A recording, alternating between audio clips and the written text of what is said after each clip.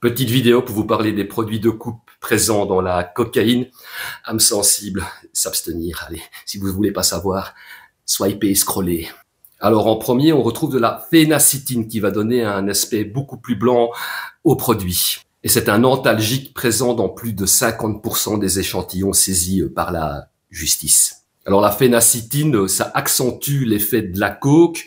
Et c'est assez toxique pour les reins et c'est une molécule qui est cancérigène. C'est d'ailleurs pour ça qu'elle a été retirée du marché au début des années 80.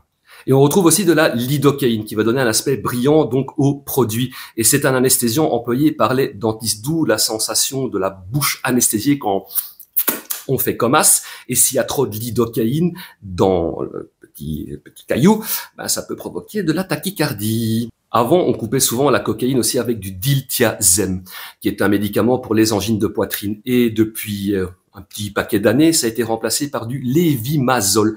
Et ça, j'ose pas trop vous dire ce que c'est, parce que ça fout quand même les miquettes. Alors le lévamisole, c'est un vermifuge vétérinaire. Et ouais.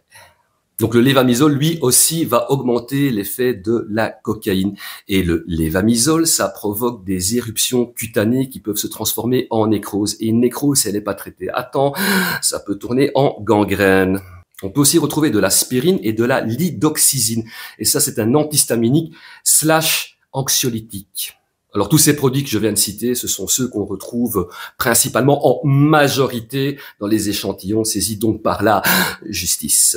Mais on peut aussi retrouver de la caféine, du mannitol. Ça, c'est un édulcorant qu'on retrouve souvent dans les bonbons. Il peut aussi y avoir du lait en poudre pour bébé, de la poudre de néon, des amphétamines et de l'inositol, qui est une vitamine. Il peut aussi y avoir des traces de farine de maïs, de talc et de la strychnine.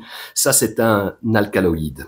Ce qui est aussi intéressant de savoir, c'est qu'au moment où les mecs ils broient les feuilles de coca pour obtenir un bloc de coke, on va mettre plusieurs éléments aussi pour obtenir donc ce bloc de cocaïne. À savoir du kérosène, de l'acide sulfurique, de la chaux vive, du mortier, de l'acétone et même de l'éthanol, c'est-à-dire de l'alcool pur.